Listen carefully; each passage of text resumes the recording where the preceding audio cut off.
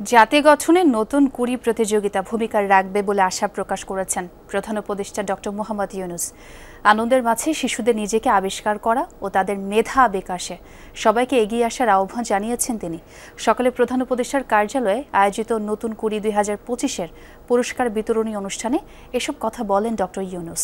শিশুরা শুধু নাচ গানে সীমাবদ্ধ থাকবে কেন এমন প্রশ্ন রেখে প্রধান উপদেষ্টা বলেন, শিশুদের রচনা, প্রযুক্তি, খেলাধুলা ও উদ্যোক্তা প্রতিযোগিতায়ও নিয়ে আসতে হবে। এজন্য সরকারের পক্ষ থেকে সব ধরনের সহযোগিতারও আশ্বাস দেন তিনি। দীর্ঘদিন পর আবারও নতুন কুড়ি শুরু করায় মন্ত্রণালয়কে ধন্যবাদ জানান প্রধান উপদেষ্টা। বলেন, নতুন কুড়ির মতো অন্যান্য বিষয়েও মন্ত্রণালয়কে এগিয়ে আসতে হবে। এর আগে প্রতিযোগিতার 2 বিভাগের 2 বিজয়ীর হাতে 3 লাখ টাকার চেক ও ট্রফি তুলেন প্রধান উপদেষ্টা। অভিনন্দন জানান সব অংশগ্রহণকারীকেও। আনন্দের মধ্যে নিজেকে আবিষ্কার করা, নিজের মেধাকে চোখের সামনে নিয়ে আসা। কাজে আশা করি এগুলো বিভিন্ন ভাবে আমরা রচনা করতে পারবো। ক্রমে ক্রমে একদিকে সব হবে না, কিন্তু বৃহত্তর পরিমণ্ডলে আমরা সার্বিক দিক থেকে কেউ যেন কোনো শিশু যেন বাদ পড়ে না যায়।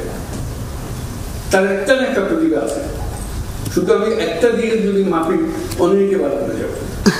আমি সব রকমের দিয়ে তাদের মাপকাঠি দিয়ে মাপি, তাহলে দেখবো যে এটা থেকে উপরে উঠে গেছে।